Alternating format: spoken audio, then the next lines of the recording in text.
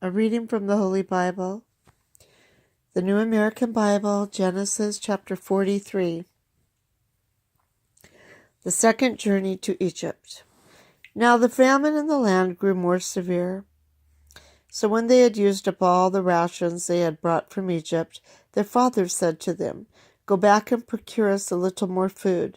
But Judah replied, "The man strictly warned us, 'You shall not appear in my presence unless your brother is with you.' If you are willing to let our brother go with us, we will go down to procure food for you. But if you are not willing, we will not go down, because the man told us, 'You shall not appear in my presence unless your brother is with you.'" Israel demanded, "Why did you bring this trouble on me by telling the man that you had another brother?" They answered, "This man kept asking about ourselves and our family. 'Is your father still living? Do you have another brother?' We had to answer his questions. How could we know that he would say, 'Bring your brother down here'?" Then Judah urged his father Israel, "Let the boy go with me, that we may be off and on our way if you and we and our children are to keep from starving to death. I myself will stand surety for him. You can hold me responsible for him. If I fail to bring him back, to set him in your presence, you can hold it against me forever." Had we not dilly-dallied, we could have been there and back twice by now. Their father Israel then told them, "If it must be so, then do this.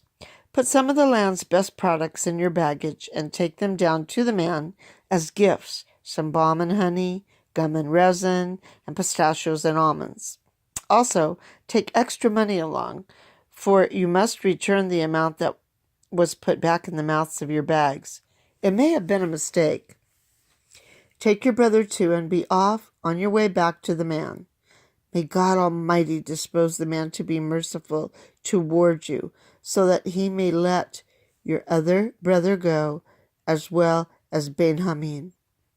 As for me, if I am to suffer bereavement, I shall suffer it." So the men got the gifts, took double the amount of money with them, and accompanied by Benjamin, were off on their way down to Egypt to present themselves to Yosef. When Yosef saw Benjamin with them, he told his head steward, "Take these men into the house and have an animal slaughtered and prepared, for they are to dine with me at noon." Doing as Yosef had ordered, the steward conducted the men to Yosef's house. But on being led to his house, they became apprehensive. It must be, they thought, on account of the money put back in our bags the first time, that we are taken inside. They want to use it as a pretext to attack us and take our donkeys and seize us as slaves. So they went up to Yosef's head steward and talked to him at the entrance of the house.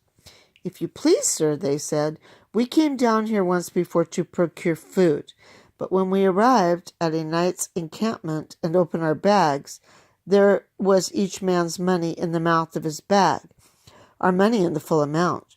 We have now brought it back. We have brought other money to procure food with. We do not know who put the first money in our bags." "Be at ease," he replied. "You have no need to fear.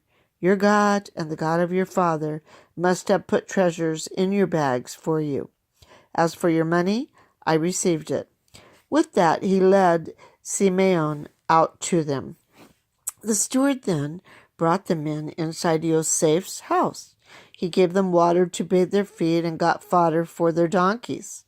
Then they set out their gifts to await Yosef's arrival at noon, for they had heard that they were to dine there.